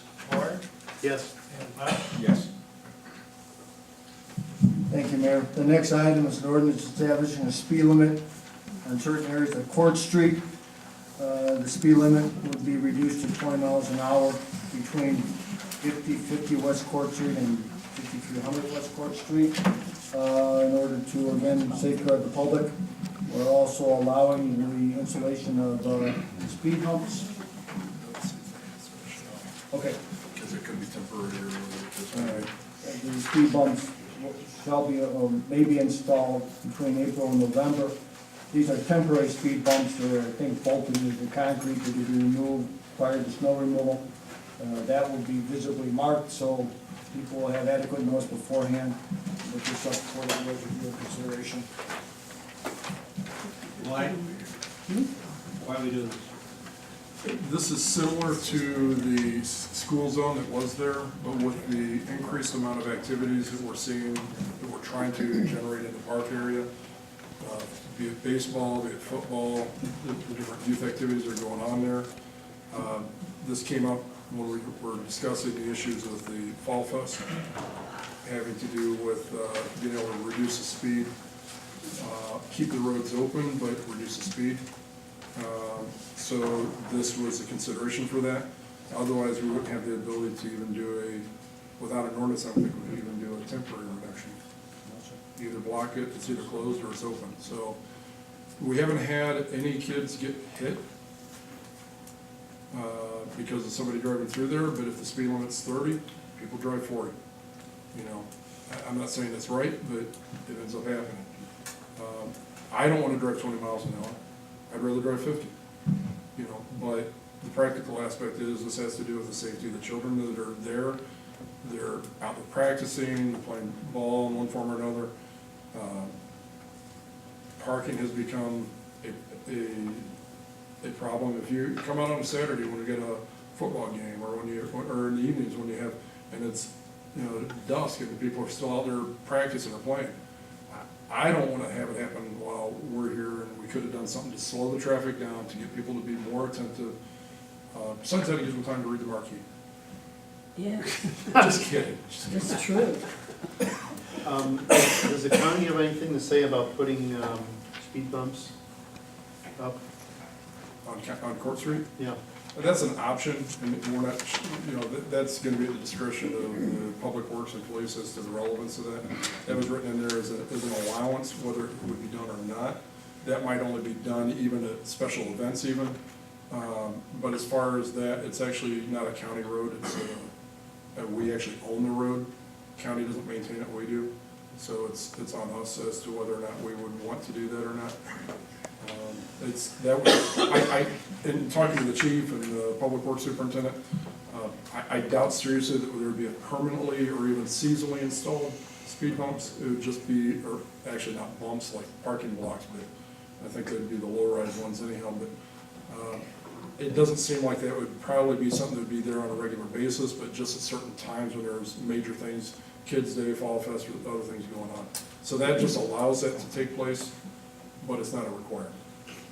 Do you need an ordinance to put those in, let's say for Fall Fair or Kids Day, just those few days of the year that there is the full amount of traffic on there? Larry, go ahead. That's a good question, Trustee Horn. What I was gonna change was that speed bumps may be installed, so it's discretionary with the Public Works Department. You always feel more comfortable, it's on the books to put people on notice, but it can be discretionary with the police chief and with our Department of Public Works. And just going on what Trustee Horn was saying too, do we need an ordinance, perhaps even if we reduce the speed only 5 miles an hour to 25, and maybe borrow a speed trailer or something from a neighboring town for like the weekends that we have activities going on? We can be requested at any time to deliver a certified copy of the ordinance that authorized us to write the ticket for that particular speed. So we have to have something on file ordinance-wise for us to be able to substantiate and for. It doesn't happen very often that it's challenged, but it does happen, and it's a safer way to go for us to do this than to not do it, even if we don't change it. Okay, well, even if we don't, 10 more miles an hour on that stretch of road just seems a little extreme. We already have the school speed zone limit during school hours, like No, the it's kids are. it's not. It's removed. It's removed. And so there's less attention to that area because the signs aren't even there anymore because they don't use it for a playground for the school because of the way it's currently being used. So this would basically be a similar footprint of where the school zone was. Here's my concern on this, is that we have, if you're traveling, and we get a lot, of course, on the, because I live right on Court Street, so I see this, morning and afternoon, we have a lot of people traveling through town, usually coming from Crete or even from Indiana, and they're going down Court Street and then turning at, or making the curve to Egyptian Trail. So if you do that, there are 3, with this ordinance, there would be 3 speed limits. There'd be 30, then you hit 20, then you hit 30, then you cross over 50, and go over, on Egyptian Trail, and it's 25. So, 40 before the stop sign, there's 5. well, you're adding to my point, but, so I think it's a little bit, I would agree with trustee Gonzalez that it's a little bit extreme and very confusing for motorists.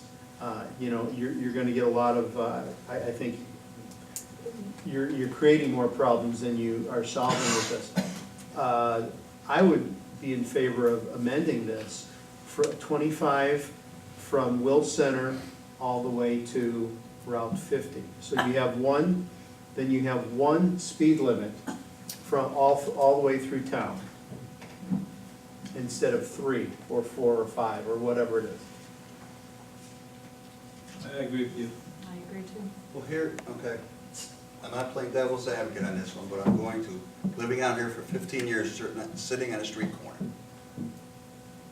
Everybody does not obey those stop signs, left and right. When I first became a trustee, I talked with the former Mayor Tovo about the speed humps. Living in Chicago originally, to slow stuff down, okay? And I've talked to the chief plenty of times about this. I don't think this needs to be just Court Street. I would like to see this through the whole town, because I agree with the mayor. If a kid gets hit, and if it's my kid that gets hit because somebody doesn't stop, it's not gonna be nice. This ordinance, I'm in agreement with the speed humps, but also, it can't be a temporary thing. The flip side of it is, our former superintendent and our present superintendent says it wouldn't be good because we'd be ruining, and it did come up with snowplows. It would ruin those snowplows. That's the reason why it would be seasonal. So you take it up when you have your snow, it's gonna be hitting the ground again, and then you put it back down. I mean, that's the reason why. Well, I understand it, but not just Court Street. I would like to see us through the whole town, because again, and like trustee Horn said, sitting on his front porch, trustee Halsted sits on a corner. Watch people go through that stop sign every night. It's like they're not there. Here's, and I know you're, and this is good discussion, I'm glad we're having this kind of dialogue. Mr. Crizel, what is the speed rating of recommendation when you're dealing with a speed hump? 15 to 20? It will reduce the speed to estimated around that if out of habit, they don't stop entirely and go over it slow. And that's what speed humps are designed for, is to slow traffic in parking lots, reduce speed, and 9 times out of 10, it will make the people go slower, if not stop. Well, and then, and there again, if it's in a speed zone that is above 15 or 20, which I'm not encouraging going down to 15, but if it's in a speed zone that's above 15 or 20, you're gonna have people who are gonna be complaining, saying it's caused damage to the car because they didn't anticipate it, or whatever the case may be. This additional signage would be necessary to accommodate that. Trustee Gray, I get it. I mean, but there again is a speed hump, bump, whatever, there's terminology, semantics as far as the way they're designed. You're talking about the fact that there's a concern because of at stop signs that are being blown, and I get it. You know, we talked about even like possibly instead of a speed bump, like they have rumble strips, you know, where they just groove the Yeah, road a that'll little slow bit. down, speed hump instead of speed bump. Right. And here's the thing too, just, not sorry to cut you off. That's all right. All of us, being officials, need to realize that our eyes are being watched constantly. So, and I would say then, this is the first time we've seen this, I would suggest we table this ordinance tonight, so obviously we have a lot of difference of opinion up here. We need to talk about this. We need to look at the bigger picture, not just Court Street. Yeah, but I'd like to understand what other communities are doing. When you first say do it all through town, I'm not sure I understand that, so I would be concerned about having it all through town, but. The current speed I limit. certainly, in high traffic areas, particularly out here where we do have football, baseball, and other things going on, both here and on Main Street, by the way. I would be more concerned actually on Main Street during baseball season, straight across from here where my mother-in-law lives. Because I can tell you, I go to her house all the time during baseball season, and kids jump out in front of my car all the time. Because they have off-street parking on that side over there. And in all practicality, you may want to do the same zones on both sides of the old schooler. But I also agree with trustee Horn that you can't have 4 or 5 different speed limits on one street. That just doesn't make sense. So I will make that motion that we table this for a moment, and we need to have a good, healthy discussion. I do want to clarify here that whatever we decide, it would be prudent to come to a decision prior to, well, let me ask you this, Larry. If, for the time being, if this was adopted with one caveat in there on line 24 of the ordinance, if you all look at that, where it says it's hereby established at 20 miles per hour. And I'm not suggesting this is the way it would be done, but add the words when posted. That would allow us, if we need time to digest modifying this or doing whatever we need to do with this, at least it gets us through the Fall Fest, in case we don't make a decision by the 26th and have time to order signs or whatever else.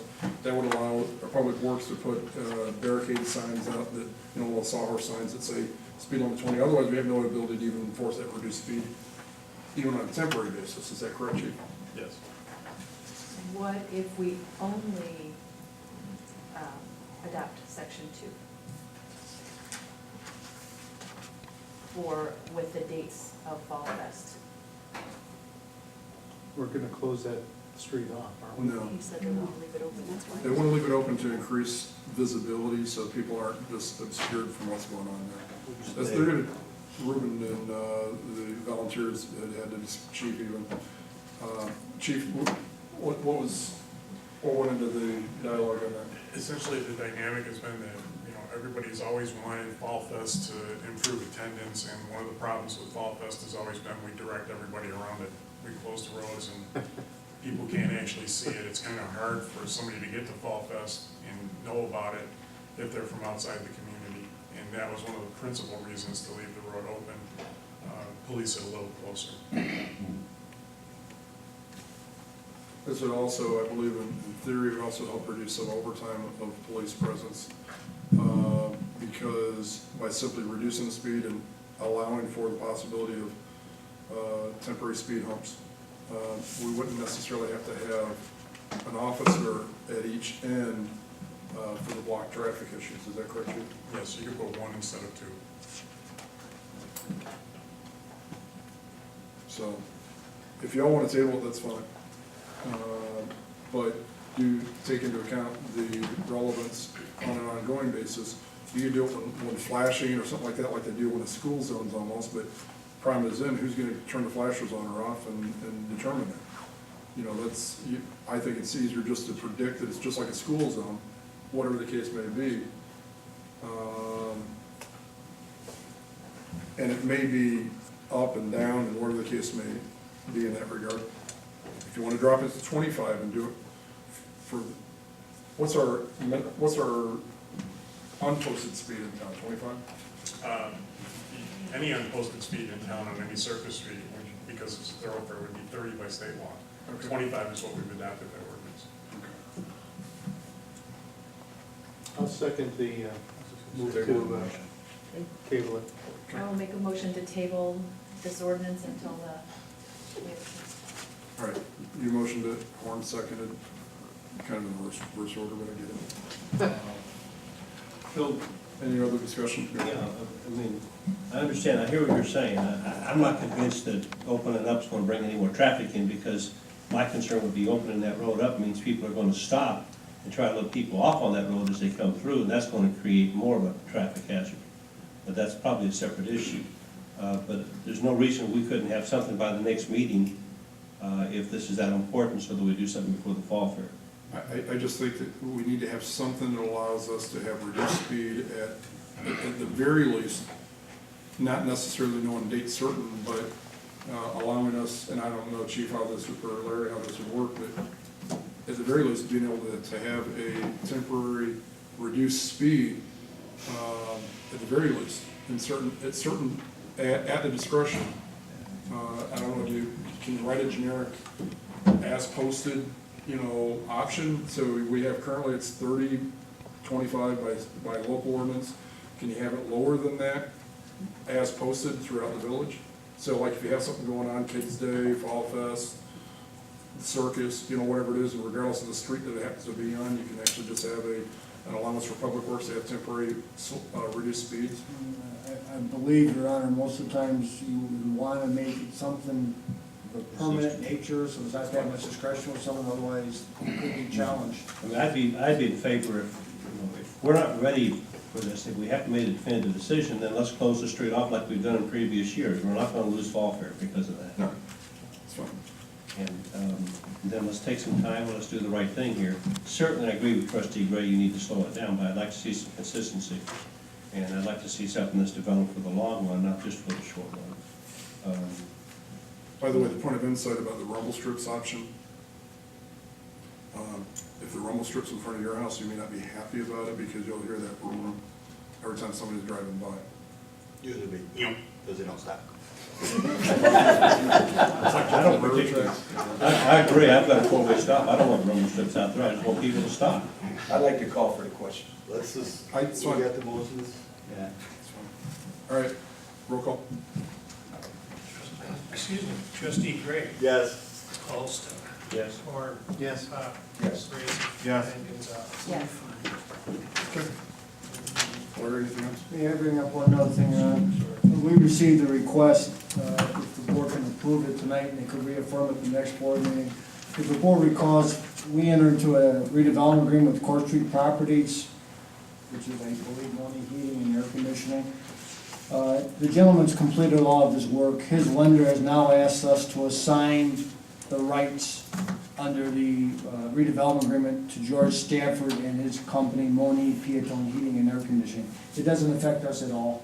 You know, all he's doing is assigning his beneficial interest rights under the redevelopment agreement pursuant to the lender. But it doesn't affect our responsibility or obligation, and we're just gonna make a payment to this other LLC as opposed to the previous one. So his lender's requesting it. It does not, again, there's no material effect whatsoever to the village, but he is asking that we acknowledge that and it's acceptable from a legal standpoint. Again, there's no effect to the village. So we can at least bring it up tonight, Your Honor, and then reaffirm it at the next board meeting. I'll entertain a motion to approve the modification to the agreement to allow for a secondary entity to be listed as the recipient of the. I would indicate the assignment as requested by the lender. Okay. I'll entertain that motion. I'll make that motion. Second. Discussion? Gonzalez and Raisik and Horn had a discussion.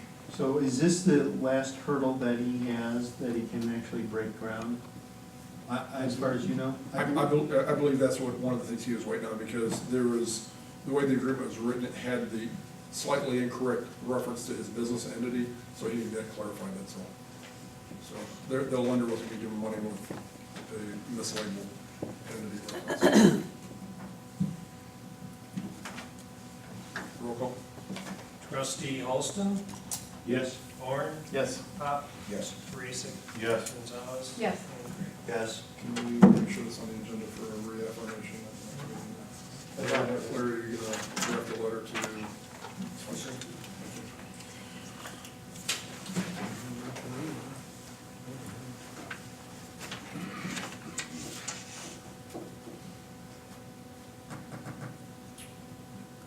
Okay.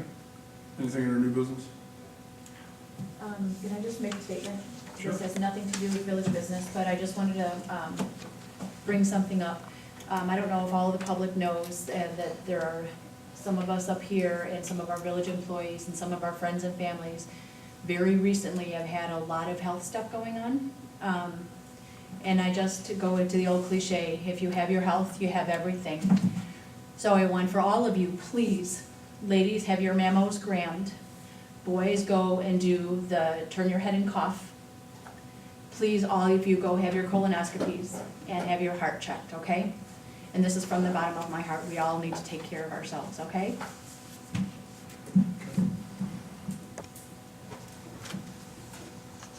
Anything from anybody else? Okay. Open to the public, non-agenda items. Please limit your comments to 3 minutes. Come to the podium, give your name and address. Gorman Farm. Okay. Hi.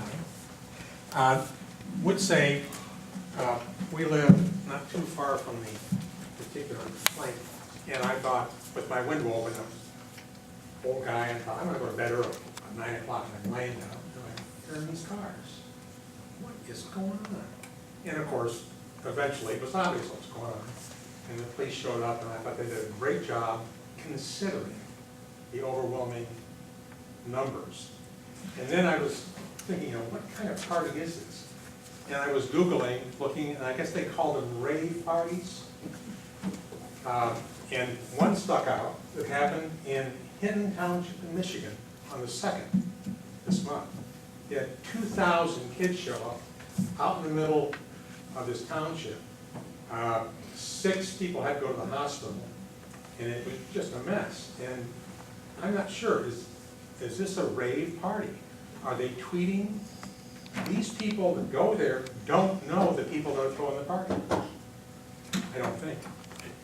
They've advertised on social media that we've become aware of that, and we're trying to use those tools to find out when, if there is going to be, or if somebody has another party planned. But rave is a pretty wide-ranging term for almost any kind of party that people put on today. And my one son-in-law, who was 40-something, said that he had gone to those years ago, and when the cops would show up, they'd just look at him and laugh. What are you gonna do with us? We're here having a party. Go away, don't bother us. And the police, all they can do is just try to sort of calm the thing down a little bit. They have no control over it whatsoever. And it's just a concern if the technology which allows someone with his phone to say, oh, there's a party. Where is it? Oh, I see, I gotta take this road, I gotta go here, I gotta go here. Get there. They also managed to show up in our backyard on Anna Lane, in the subdivision behind us. A few cars have parked back there last week, and they walked down through that field behind our house, through our lawn, and then over to that park. And I've seen, in my case, a rum bottle in our yard, and what it is these kids at the end of the party are walking back to their car over in Anna Lane. And I'm afraid, of course, thinking the sky is going to fall, that somebody's going to twist their ankle. They're going to step on a tree stump I've got. And, of course, the kid was going to get a scholarship to go play football somewhere. It's just, I don't know how we control this, but once those cars start coming, I don't know, unless you've got an army of police, I can't imagine how you can control it. My people have already got, based on us passing the ordinance that we did pass tonight, already have some orders for the next event, if it does come. And hopefully we're gonna be able to curtail it early and instead of with it getting so big. But again, I hope everybody understands we're trying to, the best way that we can, to make sure that we're not violating anybody's constitutional rights, and to not only keep the village and myself and everybody else out of court over something like a party, but to also to try and satisfy you folks that live out there. We're keenly aware, stressfully aware that it's going on, and trying our best to make sure that we find a good resolution to all of it. And it's one of the reasons why, my attention has been focused since coming in, early this week to really research nuisance ordinances to see what we can best do to circumvent these problems. Well, it'll be interesting to find out in this particular location in Michigan. The article I saw talked about, I'm not sure, it's a village, is a village there, a small village? They're figuring out how to go after the owner of the home, and then the organizer or organizers that started this thing. It's about 2.5 hours north of Detroit, and it just mushroomed into this huge mess. And like I say, I guess I haven't seen the mess as much like Wayne has seen it, because of both nights that things happened, I've been laying in bed. And then I don't know the exact size, how many hundreds, I've heard thousands were in that area. But it needs to be, and this is across the whole nation, I guess, a problem with these young people today. So, I wish you luck. Thank you, sir.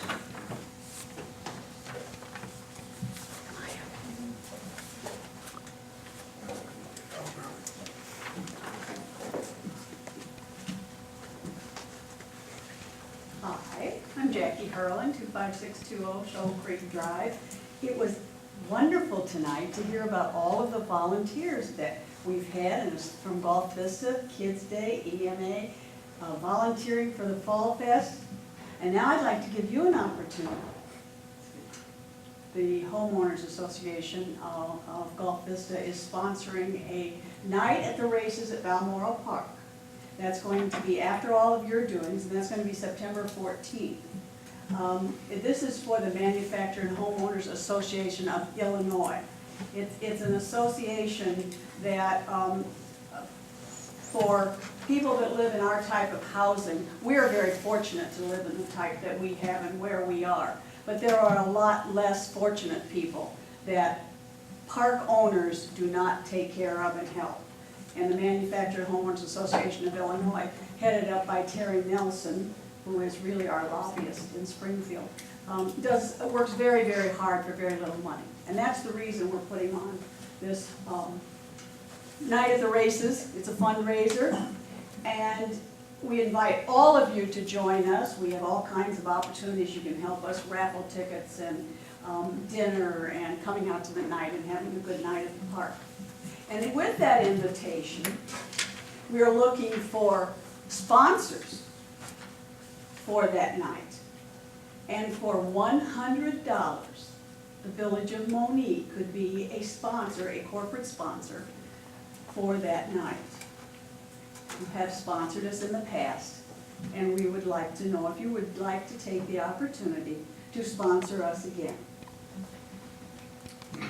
I'll entertain a motion to accept that opportunity. I'll make that motion. Second.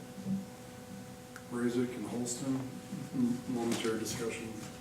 Larry will need to reaffirm this at the next meeting also, because it's on the agenda. Yes, sir. Do you have a sponsorship form? I certainly do, right here. I'll take an extra copy. Do you have an extra copy then? This would be yours. Okay. How much are tickets for just regular people? For tickets for the dinner, $25. Okay. And that will be a fun night. We have all kinds of things going on out there. What time does it start? Oh, you took my information. You'll have to tell. I think it's at 5 o'clock. Doors At the open top. 6, dinner at 6:30 to 8:30. First race starts at 7. That's Saturday. It's a Sunday. Sunday. And if you want to bring a group, we have someone that's organizing the table sittings for you. Do you need raffle baskets too? We can, oh my goodness, we would take raffle baskets in instant. Anything that we can, we're gonna have the buckets where you put the tickets in, you buy the tickets and put in, and you're, for all the different things, so yes, that would be wonderful.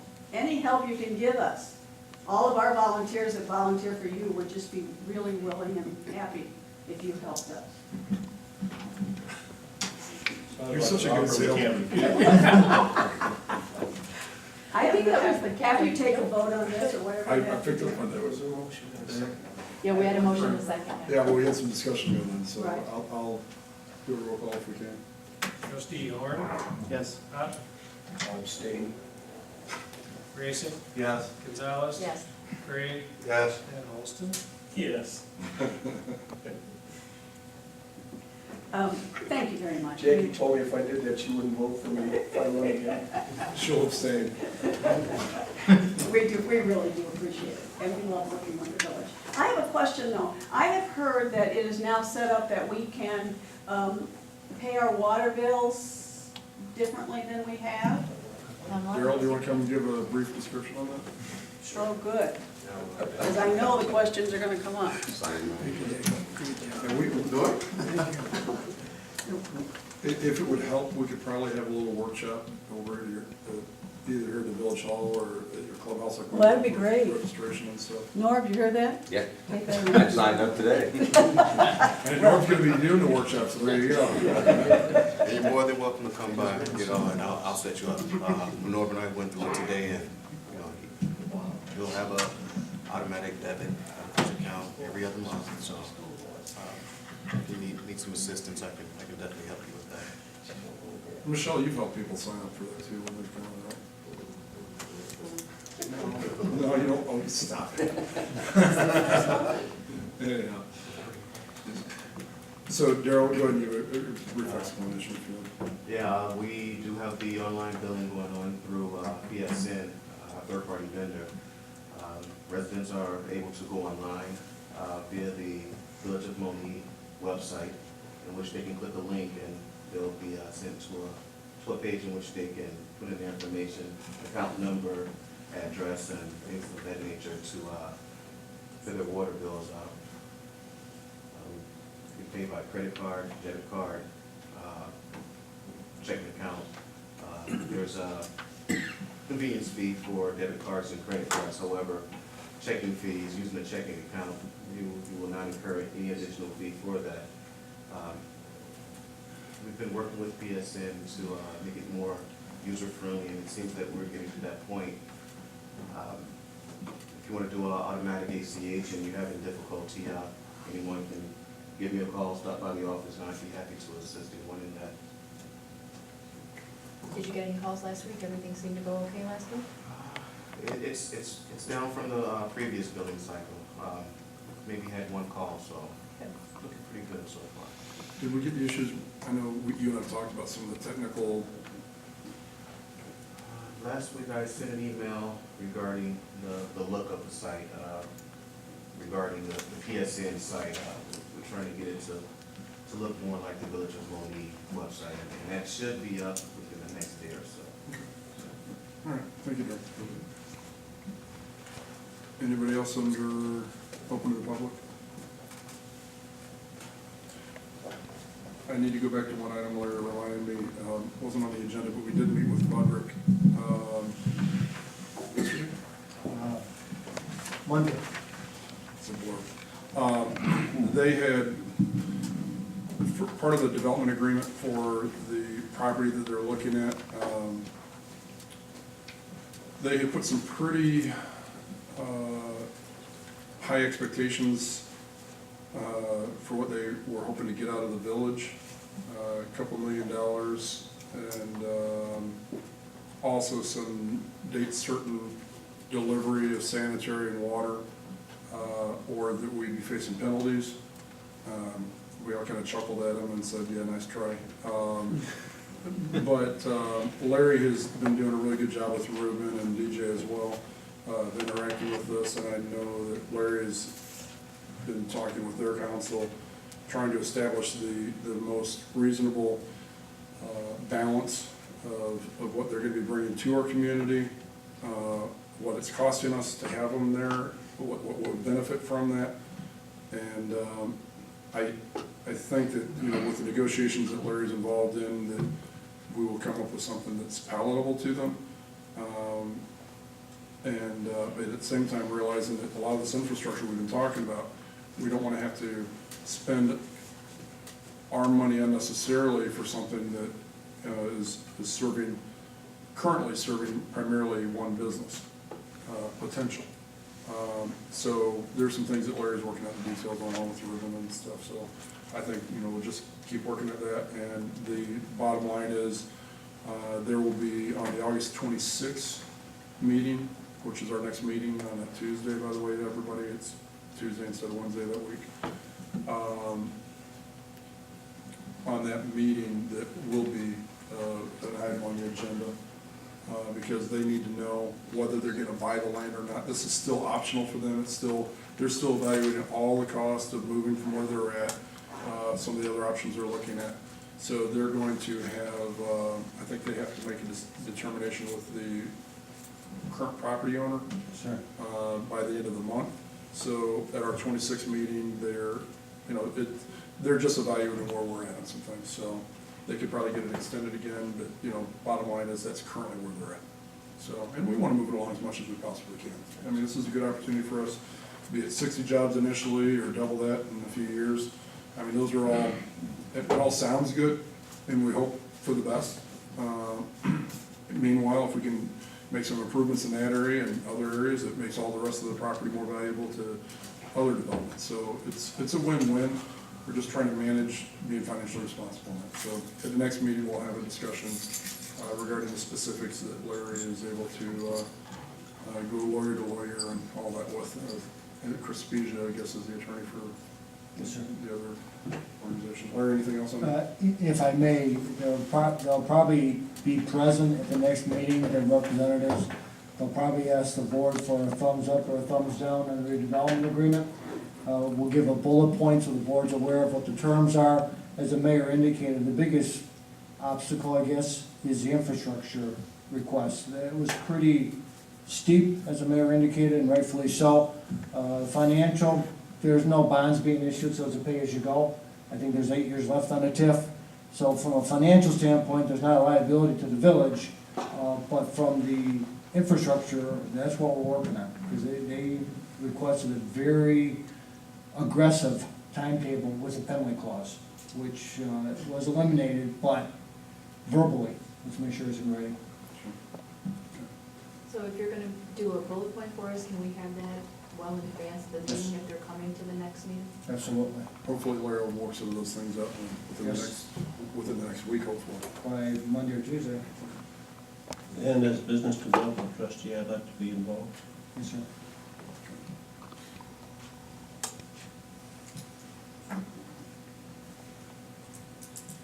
Okay.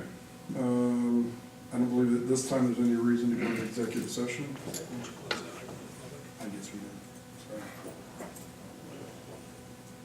Sorry.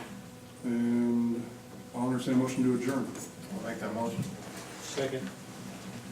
Time is now 8:29. Roll call, please. Trustee Robin? Yes. Gracie? Yes. Gonzalez? Yes. Gray? Yes. Yes.